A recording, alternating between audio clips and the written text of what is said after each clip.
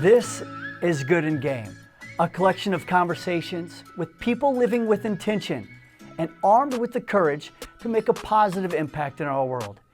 These are heart-centered people from America's heartland.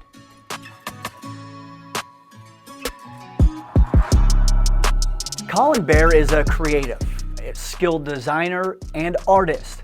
He's also meticulous, detailed, and organized. In fact, so organized that in 2019, he captured and coded his closet.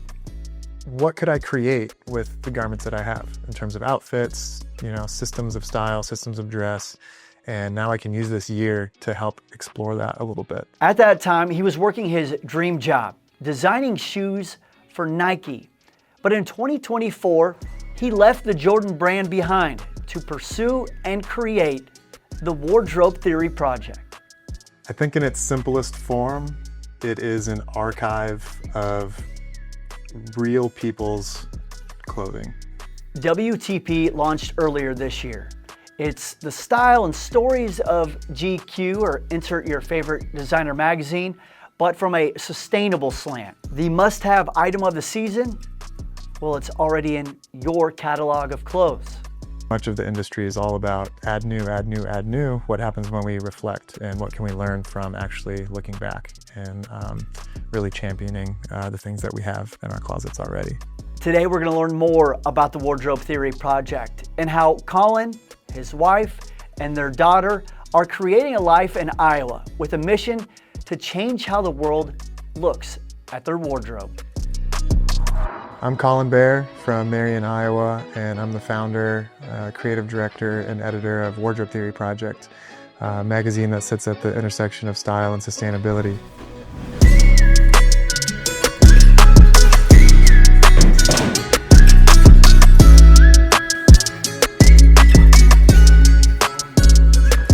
First off, love what you're doing.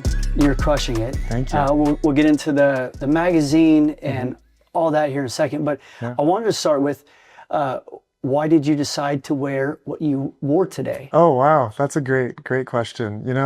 For some reason, when I woke up, I saw this vest, this denim vest of mine on my rack, and I don't wear it a whole lot. And it just kind of stood out to me like, hey, that'd just be a nice, fun piece to layer up and look a little bit more photogenic than my typical gym shorts and stuff that I wear in the office when no one's here. So tried to just throw together a little bit of a fit that kind of balances that out today. So yeah. Wonderful. It wasn't as deep of a story as some of the other outfits. For sure. But that's what I love about what you're doing is it is beyond the material. It's what is behind the material. I do want to get to that at some point. Yeah. But how many pieces of clothes do you have in your wardrobe at this time?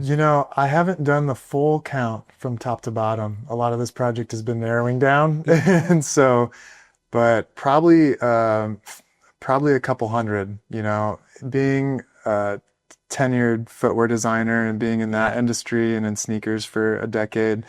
I've got probably over 100 shoes alone. So when you start to trickle in, coats, jackets, hoodies, hats, t-shirts, pants, I'm going to go ahead and say probably 200 to 300 items of clothing, maybe overall. So, which is more than average, I think.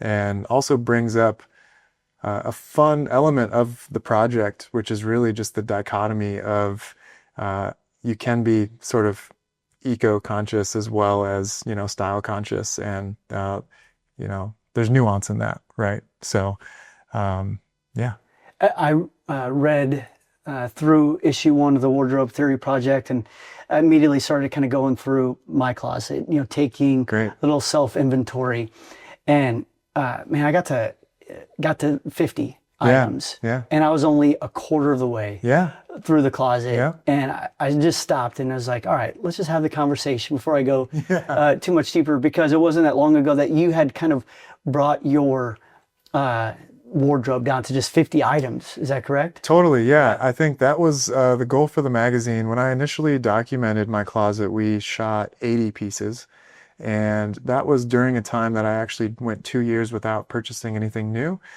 during that time, I was wearing probably more than those 50 items here or there, but those were really the items that stood out to me that became sort of the pillars, right, of my wardrobe and that I probably wore the most often, along with some items that are just the most sentimental to me as well. So you probably saw like a Japanese Bulls kimono in there as one of them, right? So just like little fun pieces that mean a lot to me that I maybe found on a trip, and they touch to my childhood a little bit, and it's worth telling the story of those too. Well, on the front of the Wardrobe Theory Project magazine, you have kind of a synopsis of what WTP is. You say it's the most sustainable thing you can wear is already in your closet. Systems and tools for enhanced wardrobe connection, study of consumption, style, and sustainability.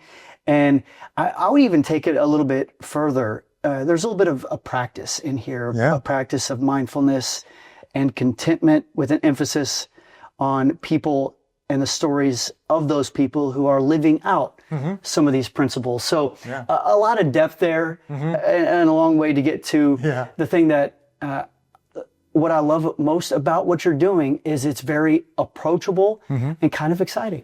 Great. I'm happy to hear that. It is sort of a really deep meta existential, realm to go into. But I think that's the fun part is really just a lot of, pathways that we can take in regards to storytelling, narrative. And I think they all trickle back to a lot of the things that I've experienced and I've thought about through my relationship with my own items, items that I've designed, and being part of, product design sort of sports industry, for example, at Nike. And, even just being in the Pacific Northwest, camping a lot, and that idea of mindfulness and sort of peace while being there. And I mentioned the 2 years of no purchases. There was actually sort of a mindfulness and a peace that I found by not consuming new things during that timeline. So those are actually the 4 values or pillars that create WTP. So individual style, sustainability, mindfulness, and systems thinking. Those typically exist in different industries and conversations and, different areas of life. And what happens when we bring all those together, and what sort of unique conversations can we have and spark with that? What is Wardrobe Theory Project? I think in its simplest form, it is an archive of real people's clothing and existing clothing. It's kind of an anti-fashion magazine. When you compare it to the GQs or the Vogues or Esquire, all these other things, the common theme around those, despite some of the awesome storytelling and the narratives that they will share and the people that they'll highlight, is really promoting new items that make you feel like you need to go get. And what I really wanted to shine a light on is all of the stories and the items that we've already lived in and that are sitting in our closets, because much of the industry is all about add new, add new, add new. What happens when we reflect, and what can we learn from actually looking back and really championing the things that we have in our closets already. All right, let's now look back in kind of your life and in your story to how you got to this point, because I do think, setting the groundwork and getting to know you a little bit more will help everyone kind of understand exactly the purpose behind the Wardrobe Theory Project. So your journey's awesome. Grew up on the eastern side of the state. You're playing AAU basketball, all those things. Sounds like a pretty normal Iowa childhood. Absolutely. Driven by sports, played everything under the sun growing up. Basketball was really kind of that top, favorite one. I had an uncle that lived in Chicago during the 90s. And so by way of Chicago in the 90s, you had MJ. And so I was very blessed to be able to go to my first Bulls game at 5 years old. And so that sort of has always stuck with me. He got me a pair of Jordans, actually sitting up behind us, a pair of toddler J's that, whether I was conscious of it or not at the time, has really played a part in the things that I love and grew up loving. And both my parents went to Iowa State, my mom in healthcare, my dad studied graphic design. And I think through that pathway sort of gave me exposure to things in the design world that isn't a huge industry here in Iowa, right? So illustration, we would watch Disney movies and he would actually talk about animation and Pixar. It wasn't just like, oh, it's a cool story. It was like, oh, I love how they're drawing. And, he would show me sketches and things of that nature that I would see him kind of working on, and those two worlds kind of colliding. And I think inherently through then basketball is where style and shoes and sneakers, and I used to draw caricatures in kindergarten of NBA players, and even at that young age kind of obsess around Vince Carter's armband and headband and the way Allen Iverson wore his jersey, and what socks MJ was wearing with his shoes, and just kind of for some reason stood out to me and piqued my interest. That's really cool, because I was kind of curious where the artistic side and where that kind of started to appear, but it blended pretty close by to your love for sports. It did, yeah. And growing up in Marion, I went to Linn-Mar, and I think at the turn of elementary school going into middle school, we had a pretty well-known guy named Jason Bohannon come through and take our team to the state tournament as a sophomore, and that kind of just sparked a crazy basketball culture in our neighborhood. And you can name probably on 2 or 3 hands the people who have come out of Linn-Mar, right, playing Division I and maybe beyond. And I think that was a huge kind of factor in just chasing your dream and chasing what you wanted to do and having a passion for it. So you grew up on the east side of the state, and you ended up going to Iowa State. Yeah. And what I thought was cool about you going to Iowa State is you originally were going into architectural design. Yeah. You're going to kind of look in that world, but then you ended up creating your own double major. Yeah. Take us through that. Yeah, totally. And that kind of goes back even in middle school, high school. I loved Frank Lloyd Wright and architectural drafting and sort of this idea of old school architecture where you're at your drafting table and you're doing all of these big hand drawings, right? And I took construction classes in high school and took drafting courses and things of that nature. And I thought it was just a cool way to blend sort of that science and analytics with taste and visuals and design from all levels. And further story, I guess, with that is I came to know Tinker Hatfield, who was MJ's designer and designed all the famous Jordans that we know today. And reading up on his background, he studied architecture, was actually an architect at Nike, who then got asked to design footwear, and the rest is history. I had no other access really I applied to some art schools and was thinking about going that route, but I didn't know what product design was or industrial design. And so I went to Iowa State knowing they had a good design program, figured I would do architecture and find my way into footwear. And it was probably 2 weeks on campus. I met a good friend still to this day at a party who was in the first year of the industrial design curriculum that had just started. And I was asking, what's this? Seeing all these product sketchbooks, on his table. And he's like, it's product design. You can design whatever you want. And I asked if he could do shoes. He was like, sure, why not? So the next week I went into my academic advisor and said, this is what I'm going to apply to. Got accepted into my sophomore year into the program. And that's when we started being encouraged to find a minor of some sort or a focus of study, because industrial design is so broad. You can do furniture, you can do cars, you can do, home goods, appliances. You can do digital design like apps and things like that and websites. It's really endless. Every product that we interact with during the day was designed by somebody, and there's different industries for that. Me being into footwear, I didn't even know that Iowa State had a fashion program that was actually world renowned.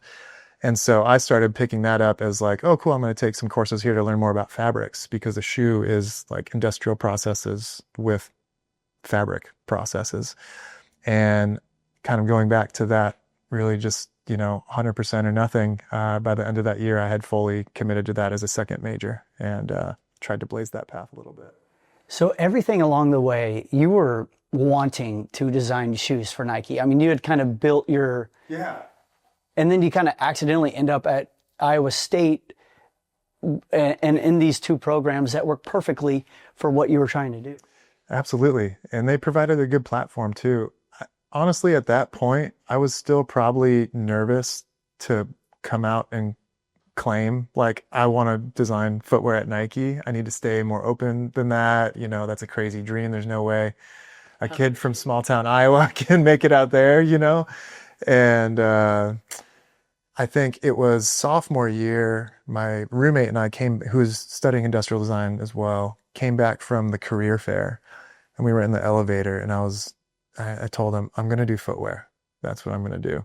And he was like, I don't know, man, you should stay open to design consulting and agencies and all that type of stuff. And so, you know, my parents were even like, you should have a backup plan. But that's kind of where I wanted to, you know, to take that path. And yeah, it fell in line. It doesn't hurt to have friends and family like that to check you a little Totally, bit. yeah. How did you kind of blow through all the stop signs and keep going? Oh, with well, there were a lot passion? of stop signs. Yeah, you know, I think that was the biggest sort of learning curve for me, and a lot of crossovers from my basketball experience. You know, they talk about having a short memory, right, in whatever sport. Oh, you have a turnover or you miss a shot, like, get up and go try again, and forget about that. And I knew also, on top of that, being at a young program that wasn't accredited, we didn't have any industry connections. How am I going to get an internship compared to all these private design schools that are across the US? So as early as sophomore year, I started just sending, you know, portfolios to, I would just find a contact on vans.com, you know, or just like shoot something to all of these companies. And they were awful. They were different page sizes, you know, just compiled PDFs. But I think that was similar to being in the gym and getting shots up. You're going through the process of what that's like. So when you eventually get to talk to a recruiter, or, you know, you're sending a portfolio for the 15th time, it's generally a little more buttoned up than your first.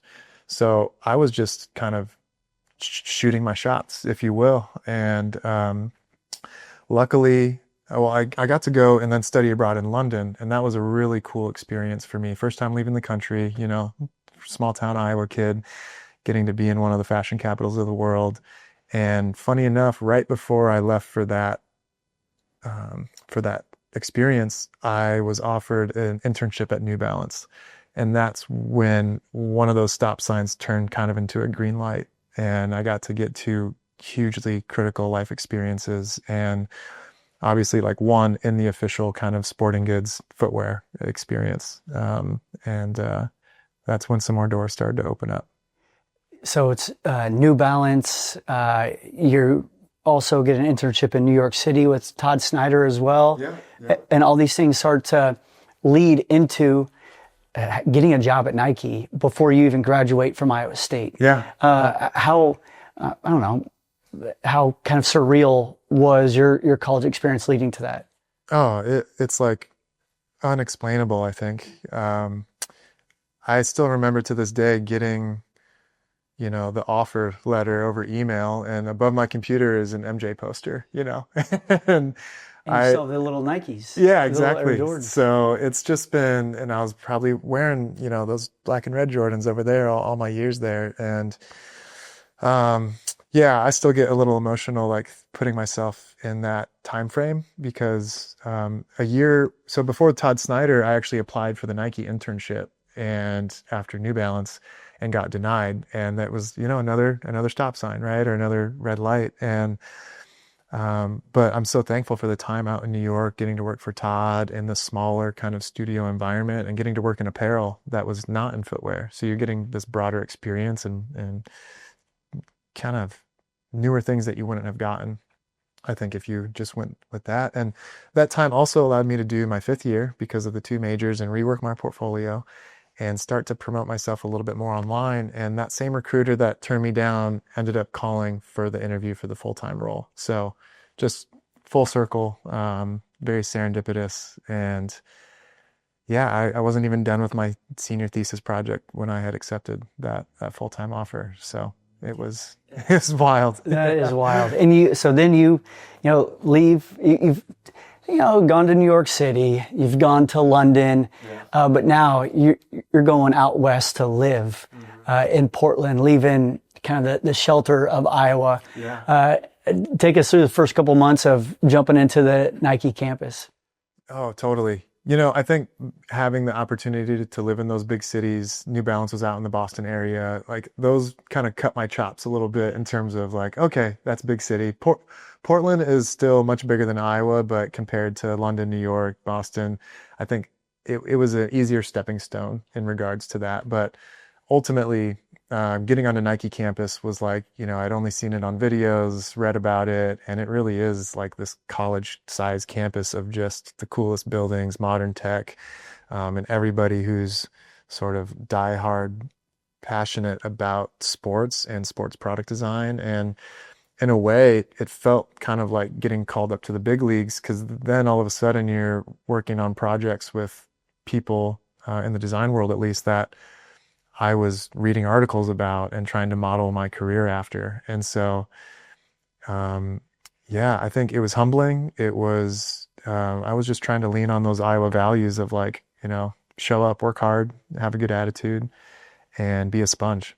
Just learn as much as you can, and don't be afraid if you get the ball passed to you to try and contribute. Right? How did that serve you when you were out there? Because it's a fishbowl. It is. Yeah, it went really well. I mean, obviously growing pains as you would anywhere, but I was promoted rather quickly, like a year and a half in, and really just getting great opportunities with the team that I was on, and had some awesome coworkers that were not only giving me learning experiences, but then also opportunities to work on big projects too, to kind of cut my teeth with. And it was great. I mean, you know, it was challenging. It was stressful at times too, but I think being single, being completely out there kind of on my own with my family out here, I actually have an aunt and uncle that live out there. So it was nice to have, you know, for holidays, a nice taste of home and a feeling of home. But it really just felt immersive. Like every day, every night, it was just working, sketching, growing. And I think ultimately it paid off well. What are some of the products you were able to work on while you were at Nike?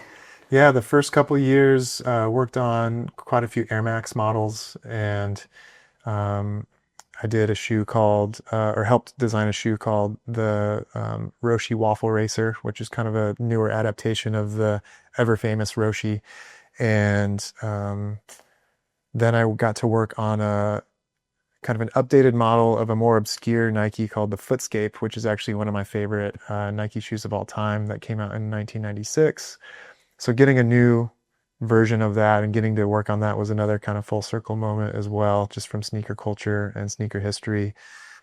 And then getting a chance to work on Air Force One, more Air Max models, a new technology called Nike Joyride, which was a new kind of IP that came out of Nike, very innovative and kind of futuristic in a way.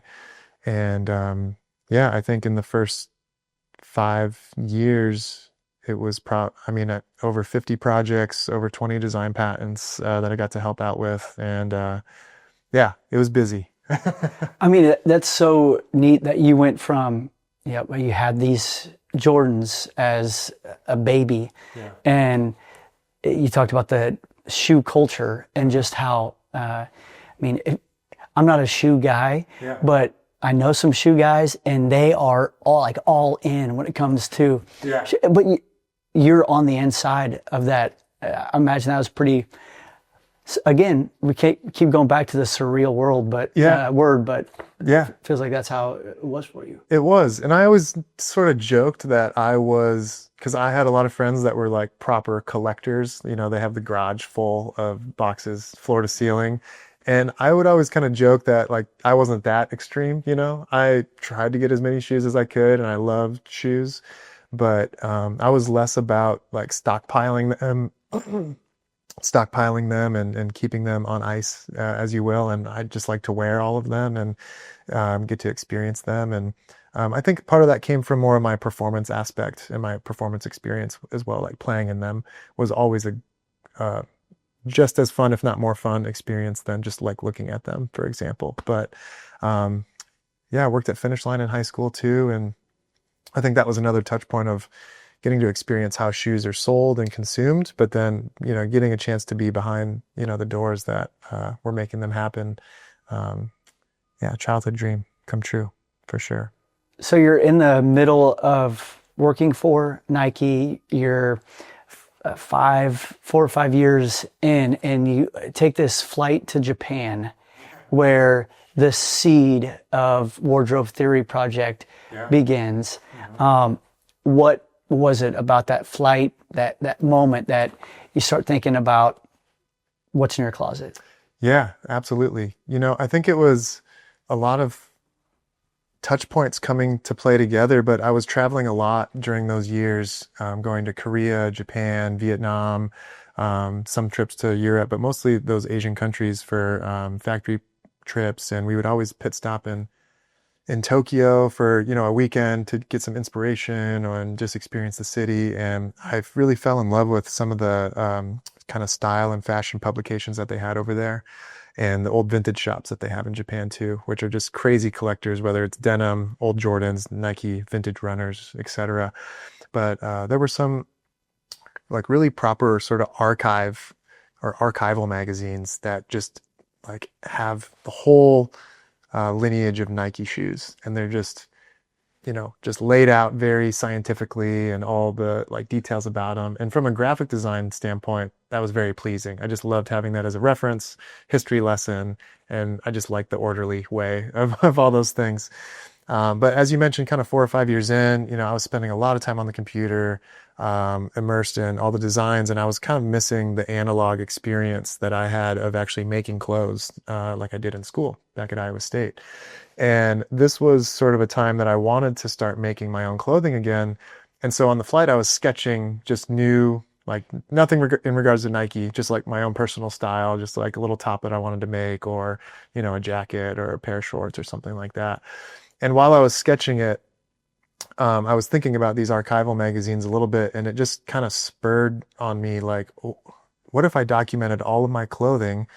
Because typically in a fashion life cycle, you're trend forecasting, you're seeing what's cool out in the world, and then you're trying to really target and specify a design based on that or based on a performance need. And I thought, what insights would I gather if I'm designing clothes for myself by actually looking and analyzing what clothes I wear and how I wear them? And flights were a really good time for me to just have my headphones in, nobody contacting me on my phone, and just sketching and kind of ideating. And that was the inception of the idea. And I went out to a little kind of bar / food corner spot when my wife and I got to our hostel, when we got there, hotel room. And I just feverishly was like writing down of like, what could this be? Oh, a coffee table book, or, what would the end state of this be? And that's kind of the initial idea of it. And I think that was around Thanksgiving. It was actually a trip that my wife and I took after a work trip to Korea. And then when I got back over that Christmas break, that's when I photographed all my clothing objects and put them in a digital file and just started writing musings about them. And that was 2019, 2020.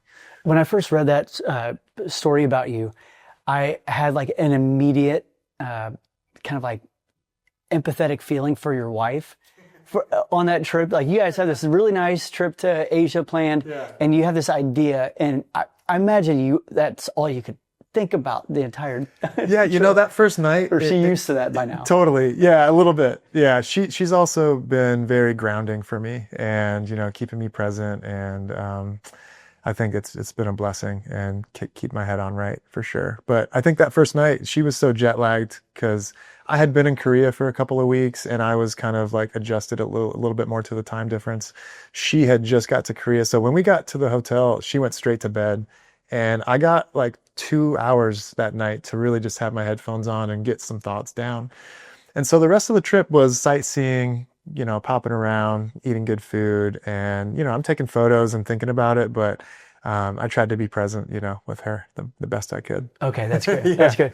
All right, so from that moment, when was it that you decided to stop purchasing any clothes for? At the time, a year. It turns into 2 years, and then whittle your a wardrobe down to 50 items. Yeah, that was 2 months later. So actually just before COVID happened and before we even knew that. I mean, I think you started to hear about it, but like before pandemic actually, you know, and lockdown and everything happened. But I had some friends visiting in Portland, and we were out and about, and we were at a vintage shop, and I bought the secondhand Carhartt vest. So it's not like this, it's a little bit different. It's warmer, insulated. And I remember buying that and then thinking to myself, you know what? Because I was so entrenched in documenting my clothing items, I was like, you know what would help the documentation is if I stopped buying stuff. And I could go less work, and I could go deeper and spend time. Okay, now this is more of a creative exercise. What if and that's part of the project being almost an experiment and a hypothesis. And that's where the word theory sort of and project come into it, right? It's really just an experiment and a hypothesis that you're testing, and you keep throwing in new questions that can lead you down a new path. And what are you going to find out by going down that path? And this is where it became almost like a research project more so than a publication or a magazine. And the beauty, I think, of that process is it's not tied to a business at this point. It's not a monthly cadence of calendar gates and dates and deliverables and seasons. And that allowed me to really just explore and, you know, meander around these musings that I had. So yeah, I think that was then a task to, hey, what could I create with the garments that I have in terms of outfits, you know, systems of style, systems of dress. And now I can use this year to help explore that a little bit. And yeah, then it led to 2 and just more outfits documented and more time spent with the items that I own. Aside from understanding that it'd be less pictures if you had fewer clothes, what were your big takeaways? What'd you learn? I learned that I'm comfortable wearing certain things. You know, there's a broad spectrum there, but I think for me, some other thoughts and inputs that have led to this too is I've as style led as I may be, or people think I am, or fashion forward as people might think I am or am not. There's a lot of sort of logic that goes into how I dress and why I dress the way I do, from a comfort standpoint, from a temperature standpoint. I run really warm, and so layering is important for me. Being able to have open, you know, sheddable layers instead of like a very crisp and tight shirt, for me was very important. And so, like, not only from a performance aspect, but also psychologically, why is that it? You know, those were fun to explore. But I think layering was a huge takeaway for me. Understanding my wants and needs, the difference between my wants and needs was really different too. I tried to take note just internally of every time I saw a campaign or a marketing ad or a new product on the website that I was like, oh, that's cool. You know, you still have that initial thought and want, but if you wait on that for a little bit, even just a couple days, that goes away.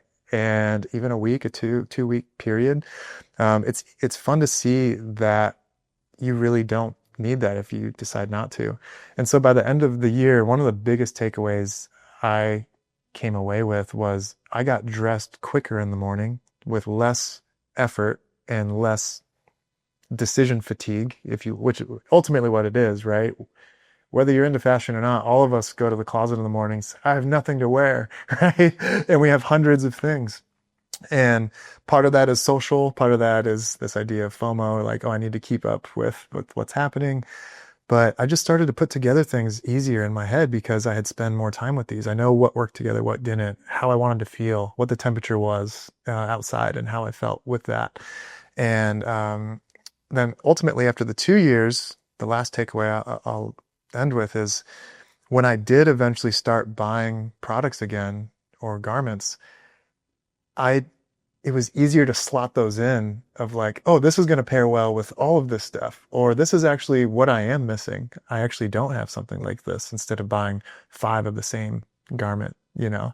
And so buying new things became a little bit easier and more fun and less stressful.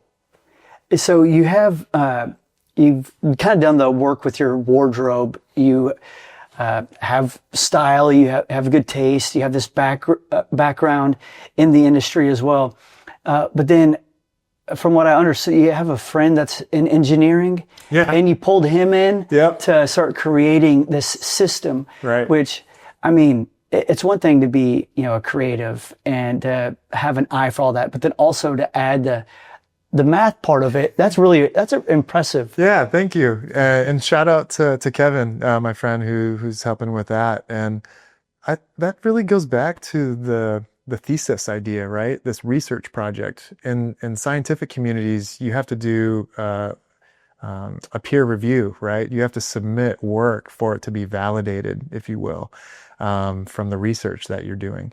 And this felt, and I think style has always really been so subjective, right? And it is at the end of the day, but what happens then if we provide analytics to that? That then could hypothetically prove these theories that we have, that you do have enough already. You don't need as much as these big, huge companies tell you that you need. And I think also that was kind of a what if we do this, and has largely been a proof to that theory around, hey, with 50 items, you can actually create more outfits than you will ever need in your entire life, from a pragmatic standpoint, right? Obviously, that can lead to deeper discussions around, well, I do want more variety or more things, and that's okay, but if we can do that intentionally and not just endless consumption at a massive scale, I think we would all benefit from that. Hey, we're taking a quick break right here. We'll have more with Colin Behr coming up in just a little bit. But as we grow Good&Game, I encourage you to check out our Instagram and YouTube pages, where we'll have more content. Also, if you like the mission and message of Good&Game and want to align your business with us, send me an email at goodandgame, spell that out, goodandgame.admire@gmail.com. We'd love to hear from you. All right. Let's get back to the conversation. Here, I got to bring this bad boy out because this is beautiful. So from your work with, whittling your wardrobe down, bringing in your engineering buddy, and then you guys have created this beautiful piece of artwork in the Wardrobe Theory Project. Within it, there are awesome stories about the vintage shop Dust, which is in the East Village of Des Moines, Taylor and Portland, and then it's your wardrobe here, the first of the science project. So, I mean, when you have this printed and people are subscribing to it, you got to be pretty fired up right now. That the first one's out. Totally, yeah. That was a huge, feeling of exhale. How is this going to go? I'll say there's still the daily battle of like, okay, how are we going to continue to grow? How are we going to, make ends meet as we get into the second issue? But yeah, I mean, holding that thing, I almost, I had to proofread it so many times and belabor over the digital files that I actually had to take a month or two once we got it to part ways with it and let other people read it and give me feedback. But yeah, I mean, it's very similar feeling to, the Nike experience, but in a different way, because I never thought I would be in publishing. I never thought I would create a magazine. And so it's a fun sort of full circle moment. And even somebody like my dad, who is more in graphic design and, in a maybe a different industry than fashion, but still doing magazines or brochures and printed matter, if you will.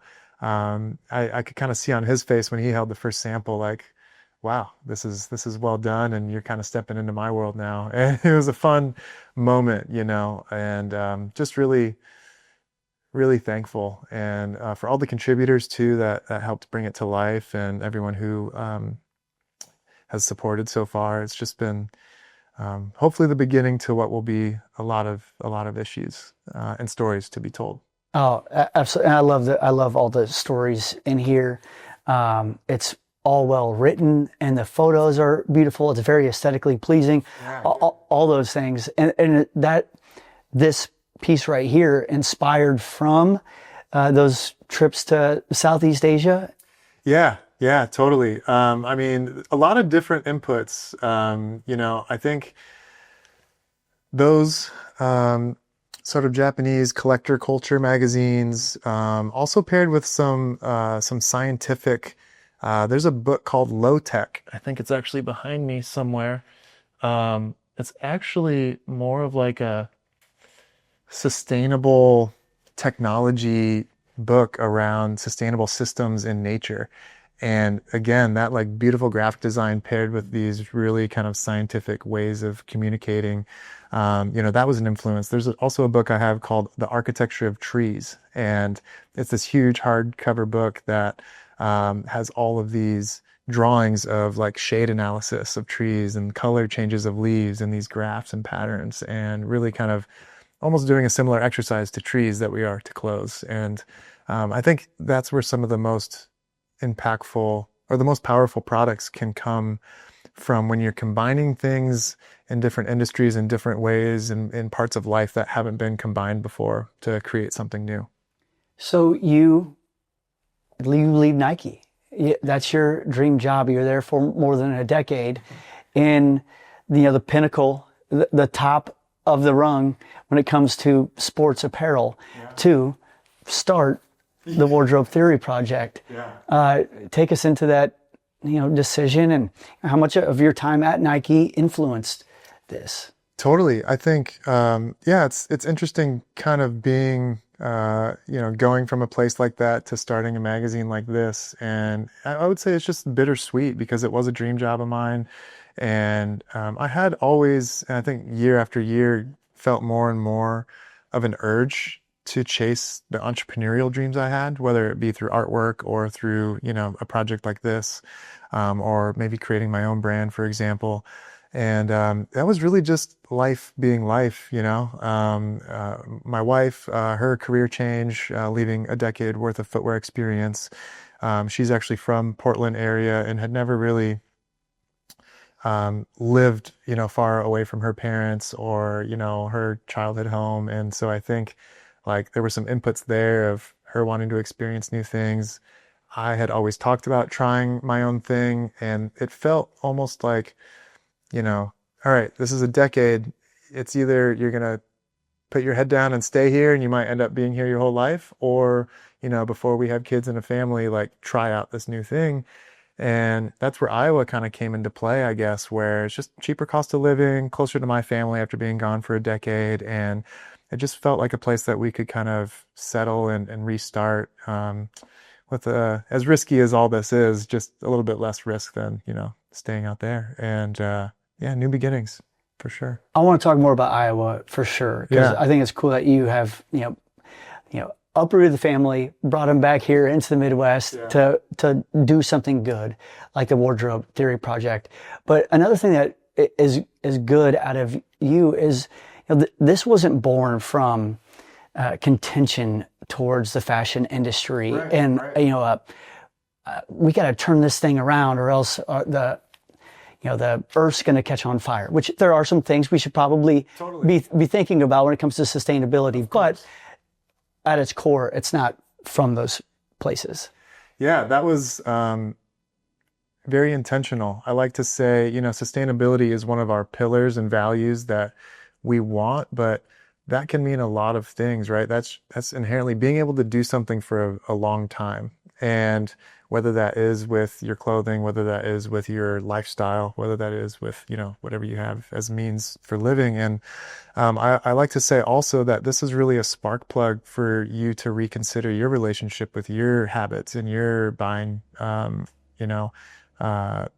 processes. And I think it was important for me to shine a light on that and then let people reflect and then act. And sustainability could be an outcome of that. Not that it's the tip of the spear that we're like breaking down doors with, And why that was important to me too is I think we're at a point now where there are a lot of platforms who are leading in that way, and it's great. And we need that research. We need those data points and those points of reflection. But what this can hopefully do is be a wider spread platform that can encourage a greater amount of people to just be a little bit better and more aware. And I think that can lead to almost a larger impact than everybody homesteading and driving electric cars, right? If we can get a greater amount of people to just be a little more conscious of their practices and their relationships, they're not only going to benefit from that practice, but then also the world might a little bit too.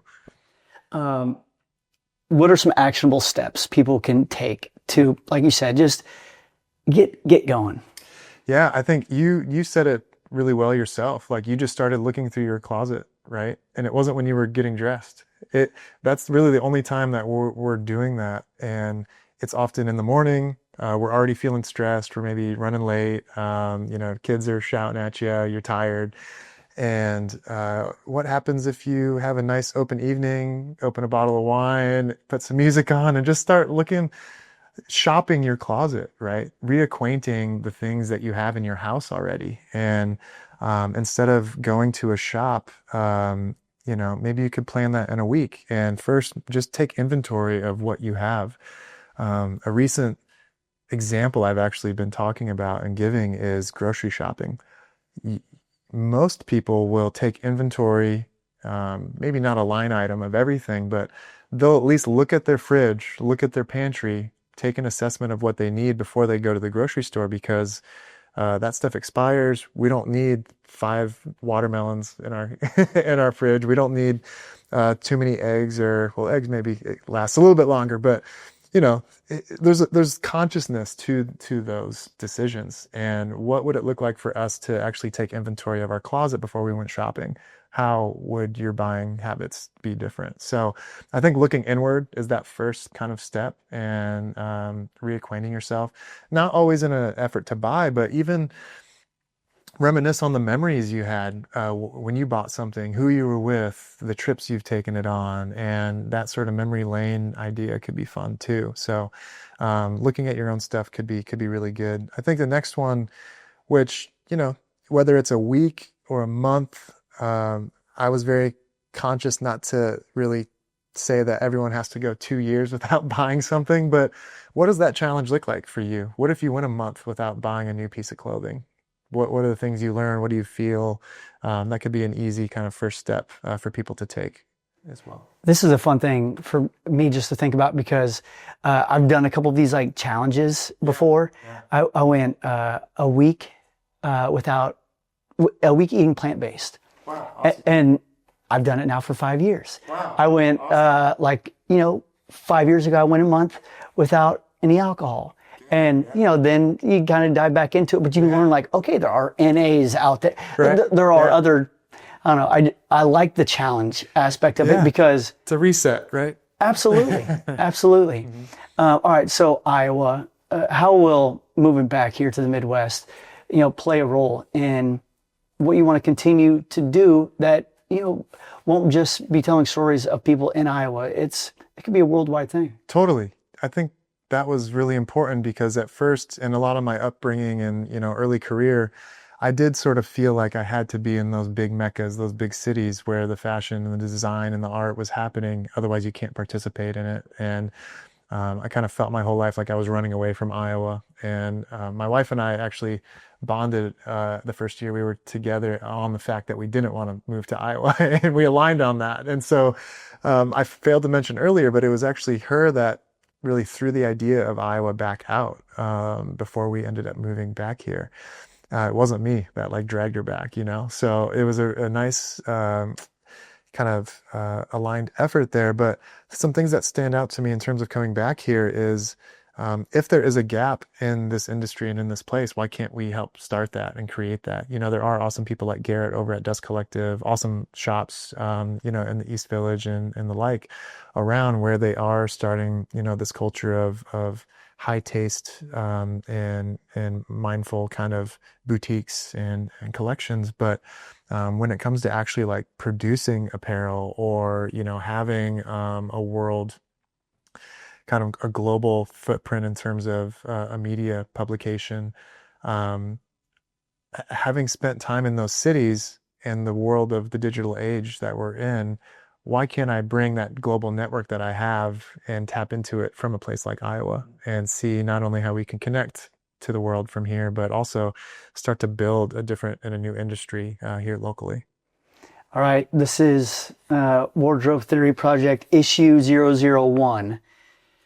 You have moved back to Iowa. Yeah. You've only been here for a year. You now have a baby at home. Yeah. You're working as an entrepreneur on your own, grinding. Yeah. What's the plan for 002? Yeah, they're in the works right now. So currently have one person slated for the Lost Art section, a really cool, awesome cobbler actually out in LA. So right now I'm working on planning a trip out there to go document him and his awesome story, and have a few sort of fires burning right now of landing those last couple features between the wardrobe and the other sections. We've got the essay writer actually meeting this week on her first draft, so excited to see that for the first time. And yeah, I actually have an intern from Iowa State who's going to just start joining me here in a couple weeks, and we're going to hit the ground running.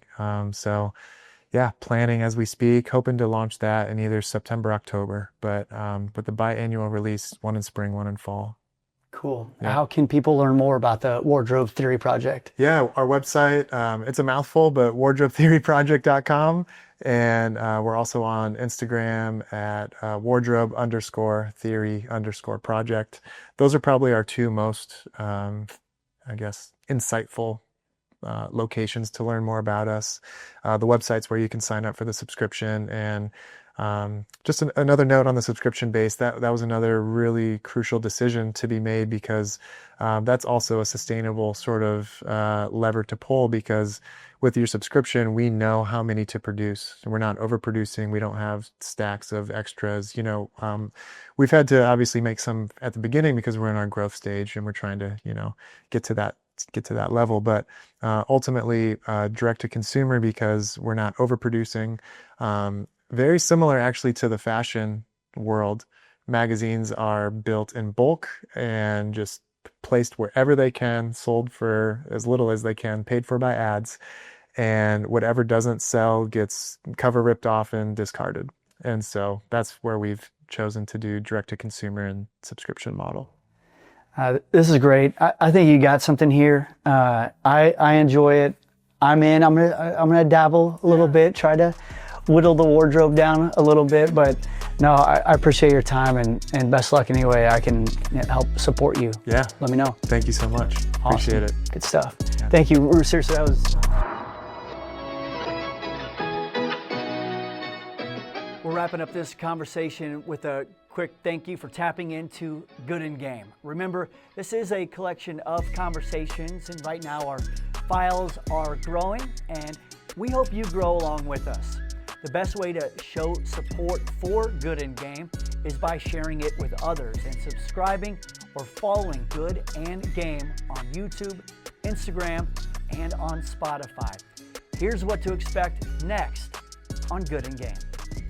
47% of Americans age 21 plus in a survey have wanted to cut back on their alcohol intake in 2025. So there's a lot of people who are just wanting to at least cut back on their alcohol intake. So to see something that kind of solves that problem, I think has been very exciting.